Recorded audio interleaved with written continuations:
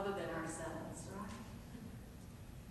So, one piece of it is faith, belief in God, belief that there is some way that is good and seeking to find it. One piece is humility, which is the openness to know that somebody might know something you don't know yet. One piece is being connected to those people who know something. So it means you're connected to people who aren't just your age. You're connected to people who are older and older and older than you, and younger and younger and younger than you. And you know how to keep that together. The best example of that sort of wisdom that I've ever seen is a woman who had a very close friend, and they were both getting into their 70s, and her close friend went into the nursing home. And Lois Johnston was the smartest woman I ever know, the wisest woman, because you know what she did? She picked up the telephone and she called her best friend's daughter. And she said, "Could I call you every week?" You see, she knew how to make friends with the next generation. Other things she did, she couldn't get out of the house at all. But she would make little pot holder that fit on your mitten, you know, the pot holder mittens for our 5-year-old. And I thought it was just my 5-year-old, but no, she made them for all kinds of friends. Little aprons with turkeys on them and Halloween tablecloths. She did what she could to stay connected and to continue to give. And as a result, she had through her life this full circle of people of every age, which is what gives us joy. So the TAR is Christian community and faith and humility. Those things combined help us hold on to wisdom. You need a good example? I met a man once, he was one of the founders of AOL, and he said that every single one of his friends who started a company with him are all divorced. He said, but I'm not, and I'll tell you why I think that is. He said, when our first child was born, my wife said, I think we should go to church, and I said, oh. So I got out of the car to go to church the first Sunday, and there across the parking lot was a guy from my volleyball team. And I thought, oh, it can't be too bad to go to church. My volleyball team guy goes, you know. So he said, I've never seen my volleyball team guy there ever again.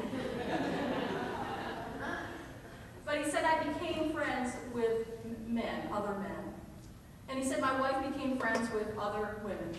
And when I was working way too many hours, working all day at work, all night at work, coming home and then working in the evening up until the middle of the hour, the night, my guy friends would say to me, you got to ease up a little bit. You need to spend some time with your family. You've got to give it a little time. I know you're excited. I know this is going great guns, but you've got to give it a little time. And he said, and when my wife was really tired of me staying up way into the middle of the night and never being home, her girlfriends would say to him, boy, do you love this guy. You really love this guy. He's doing something he loves, and he's there with you, and he's loyal. You've got to give him a little leeway there. Give him a little support. He said, I believe it was those friends who helped hold our marriage together, who affirmed us and helped correct us and pushed us together. We need our Christian friends. We need the people who will support us and nurture us and bring us together, not tear us apart. We need our faith in Christ that says, no matter how bad it is, I am with you. I am always with you. We need these things to be our tar so that we can receive that wisdom. You know what happened in Wisconsin after I left. They got an inch of rain. Now, they really wanted rain, but I'll tell you what, my driveway's a slope. So, you know, when my mother reported to me what happened to my pea gravel, I was very interested. She said, hardly any roll off.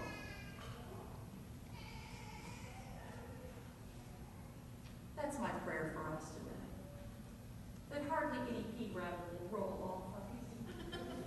That somehow we will receive wisdom. You see, King Solomon was like that. King Solomon was in prayer and giving sacrifice to God one day, and God said, ask me for anything, I'll give it to you. It's on the front of your bulletin right there. Ask me for anything.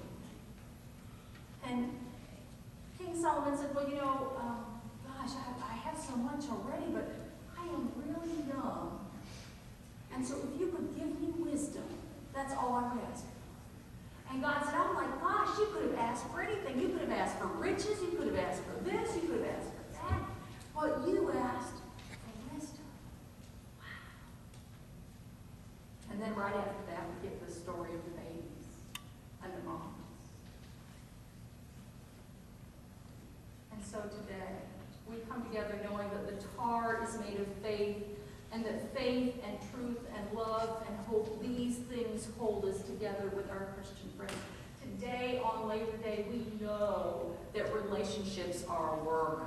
That at the center of relationships are truth and honesty and saying things you maybe rather not say, but saying them as lovingly as possible in a private place.